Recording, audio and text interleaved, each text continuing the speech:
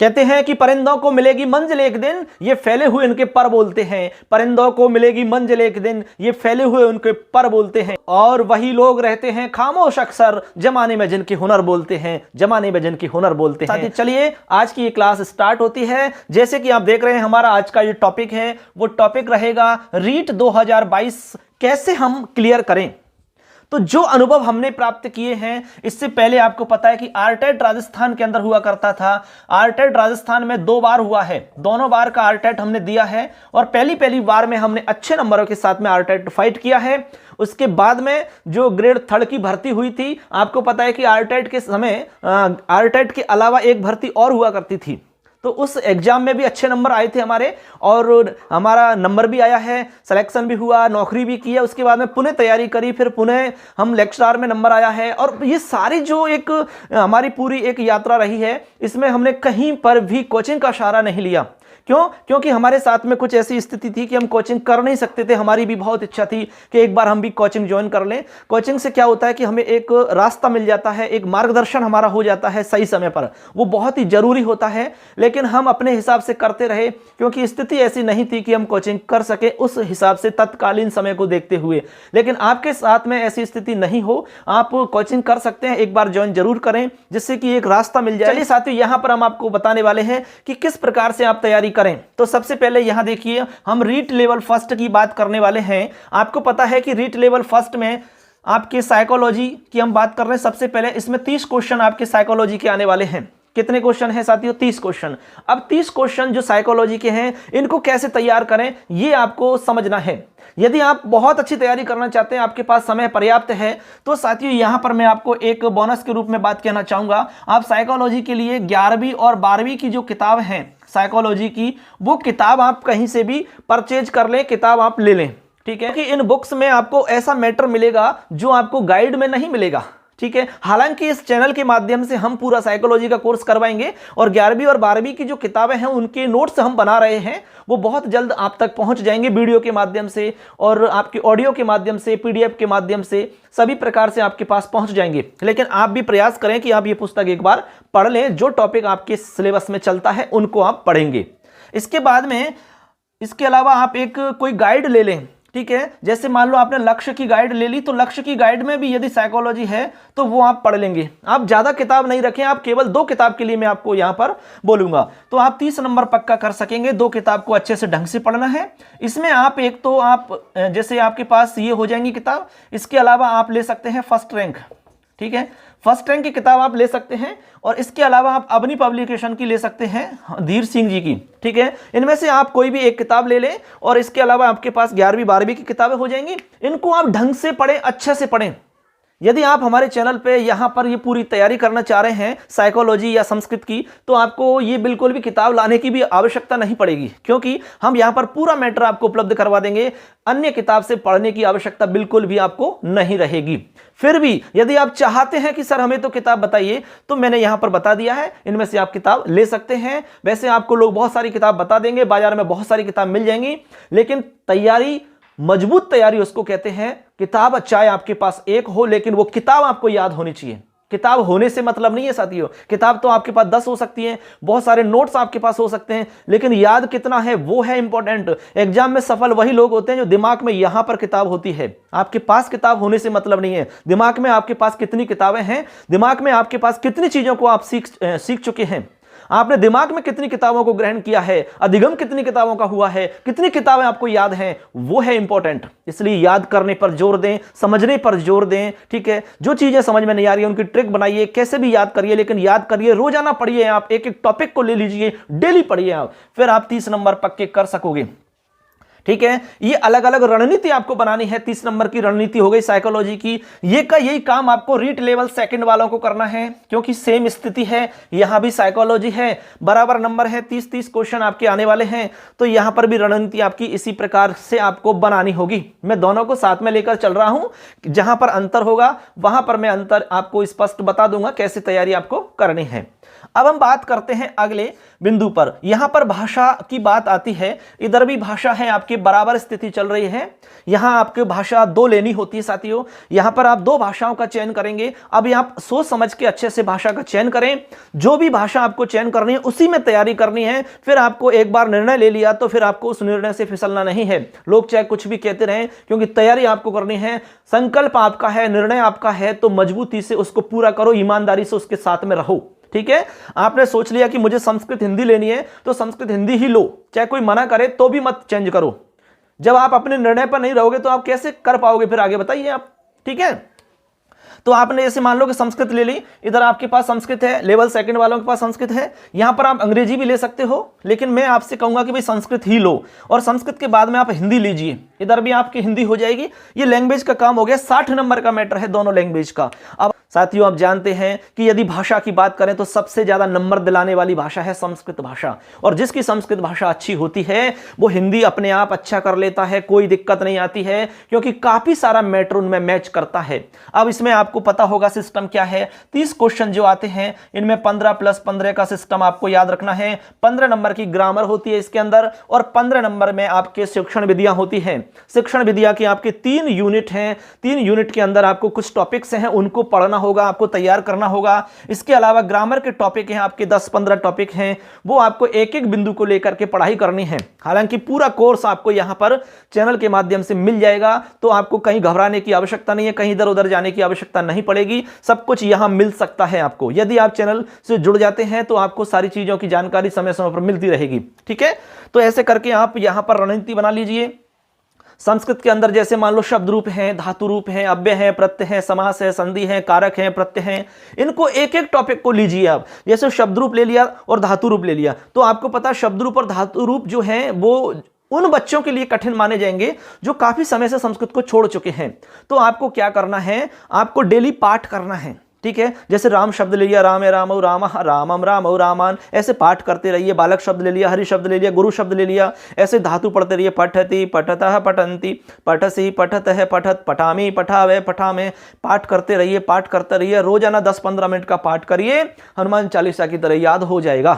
फिर आपको हम ट्रिक बताएंगे, बाद में हम टॉपिक बाय टॉपिक पढ़ाएंगे यहाँ पर, तो वो सारी क्लास आप ज्वाइन कर लो, फ्री क्लास रहेंगे यहाँ पर, तो कोई दिक्कत ही नहीं है, आपको सब समझ में आ जाएगा। चाहे आप 0 से स्टार्ट करो, ठीक है, आपको बिल्कुल संस्कृत नहीं आती है फिर भी आ जाएगी, ये हमारी गारंटी है। ठीक, चलिए, तो इस प्रकार से यहां पर हमारी संस्कृत हो जाती है, इसी प्रकार से आपकी हिंदी हो जाती है, क्योंकि हिंदी में भी वही सिस्टम है, ग्रामर आएगी और शिक्षण विधि आएंगी, और ऐसे कैसे आपको यहां पर समझ लेना है सेकंड लेवल में। अब यहां के बाद, अब इसके बाद में हम चलते हैं तीसरे बिंदु पर। तीसरे बिंदु पर यहां पर आपको सब्जेक्ट की पढ़ाई करनी है। इधर भी आपका सब्जेक्ट रहेगा, जैसे लेवल फर्स्ट की बात करें तो पर्यावरण और गणित रहेगी आपकी। पर्यावरण के लगभग आपके 30 क्वेश्चन आने वाले होते हैं, और मैथ के भी आपके लगभग 30 क्वेश्चन आते हैं। दोनों के मिलाकर के जो आपके क्वेश्चन होते हैं वो 60 क्वेश्चन होते हैं साथियों। अब इसमें आपको मैथ की तैयारी करनी है, पर्यावरण की तैयारी करनी है। तो यहां पर मैं आपसे कहना चाहूंगा कि मैथ, बहुत सारे विद्यार्थी क्या करते हैं, मैथ का नाम आते ही डर जाते हैं, उनको बिल्कुल छेड़ते ही नहीं है, मैथ को बिल्कुल पढ़ते नहीं है, छोड़ देते हैं। इसका काफी नुकसान उठाना पड़ता है। इसलिए मैं कहना चाहूंगा कि मैथ को आप जरूर पढ़ें, हर टॉपिक को पढ़ें, क्योंकि मैथ में भी तो कुछ ऐसे टॉपिक होंगे जो आपको आते होंगे, तो उनको क्यों छोड़ रहे हो आप? तो जो आपको आते हैं उनको तो पढ़ाओ आप। तो जो टॉपिक आपको सरल लगते हैं, जो आपकी समझ में आ रहे हैं, उनको पढ़िए पहले, और बाकी टॉपिकों को समझने की कोशिश करिए। इस प्रकार से आपको कोई भी टॉपिक छोड़ना नहीं है, आपको बिल्कुल 0 स्तर से स्टार्ट करना है। मैथ की छोटी छोटी ट्रिक्स आपको याद करनी है, छोटी छोटी चीजें आपको ध्यान में रखनी है। जब आप धीरे धीरे ये सब करोगे तो आप अच्छे सवालों को भी सॉल्व कर लोगे, आप गाइड से भी सवाल सॉल्व करने लग जाओगे। लेकिन प्रयास करना है, छोड़ना नहीं है, कोशिश करनी है, कोशिश बरकरार करते रहो। कहते हैं कि कोशिश करने वालों की कभी हार नहीं होती, लहरों से डरने वालों की नौका पार नहीं होती। इसलिए आपको डरना नहीं है। ये नहीं कि युद्ध में जाने से पहले हार मान के बैठ जाओ, ये आपकी होशियारी नहीं है, बल्कि ये कायरता की निशानी है। इसलिए ऐसा काम आप कभी मत करना।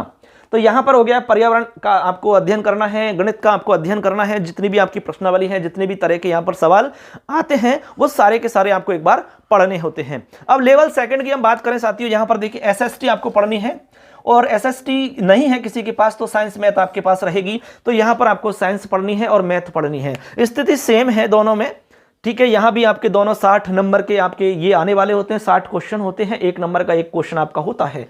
अब यहां पर मैं आपको कुछ चीजें मैं आपको एक्स्ट्रा यहां पर बोनस के रूप में बताना चाहूंगा कि आप किस प्रकार से तैयारी करेंगे। ये तो हमने बता ही दिया, लेकिन और चीजें एक्स्ट्रा जो आपको ध्यान में रखनी है वो ये है साथियों, आप 6 से लेकर के 10वीं क्लास तक की आरबीसी की, आरबीएसई, इनकी जो बुक्स हैं वो सारी की सारी बुक्स आप खरीद लीजिए। ये वेरी वेरी मोस्ट इंपॉर्टेंट किताब है साथियों। चाहे आप पर्यावरण की तैयारी करिए, ठीक है, चाहे आप गणित की तैयारी करिए, चाहे आप एसएसटी की तैयारी करिए, आपके लिए ये मानकर चलो बहुत अच्छी किताबें हैं। गाइड से ज्यादा मैं तो ये कहूंगा कि इनको एक बार पढ़ लीजिए, तो ये मानकर चलो कि कोई रोक नहीं सकेगा आपको। आपने 2021 का देखा होगा रीट, कितने क्वेश्चन आए थे किताबों से, यूं कि यूं ही छपकर आए हैं, यूं कि यूं ही उठकर आए हैं, और हमेशा आते रहे हैं और इस बार भी आएंगे, इसमें कोई संदेह नहीं है साथियों। इसलिए ये किताबें आपको जरूर पढ़नी है। जिन लोगों ने किताबें पढ़ी हैं उनके नंबर बहुत अच्छे आ रहे हैं। हमारे बहुत सारे स्टूडेंट हैं जिनके नंबर 141 हैं, 40 हैं, 35 हैं, 30 हैं, कई लोग हैं ऐसे, क्योंकि उन्होंने अच्छे से तैयारी करी। ठीक है, जिस प्रकार से हमने तैयारी करी है वो सिस्टम आपको हमने बताया है पूरा का पूरा।